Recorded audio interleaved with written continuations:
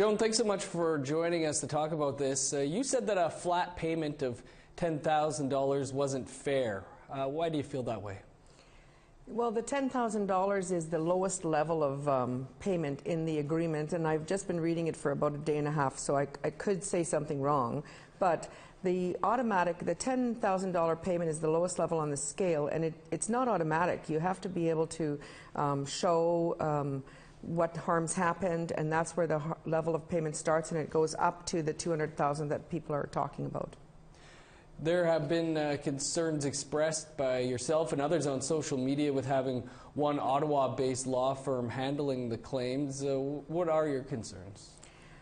Well, there are so many. I mean, first of all, it's not clear, and like I said, I'm just reading through the agreement now, but there's going to be an administrator appointed that will be processing the claims if this does go through, and it's not really clear what the firm in Ottawa will be doing. I mean, the agreement does say they will be getting $55 million and then an extra $7 million to provide additional legal services to claimants. So the agreement itself, as far as I've read to date, isn't really clear on what they're actually being paid for. So people, my phone's blowing up, you know, like people want to know, what do I do? Where do I go? Am I included? And so I'm already, as usual, working and answering people's questions, and the agreement says it's supposed to be the firm in Ottawa, so I'm not real clear.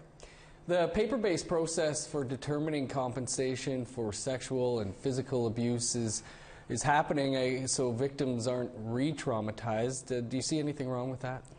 Absolutely. You know, it's difficult as an Indigenous person to speak against other Indigenous people, but I think it's really important to provide a variety of views.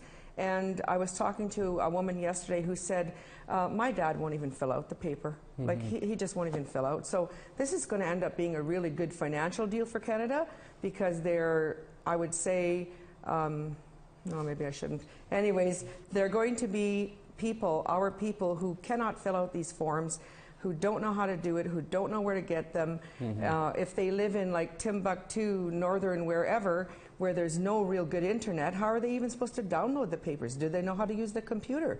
Who's going to help them fill out the papers? I'm already getting requests from people saying, my dad needs your help with his papers. Well, it's just, yeah, it sounds good. It sounds really good, but it's not going to be good.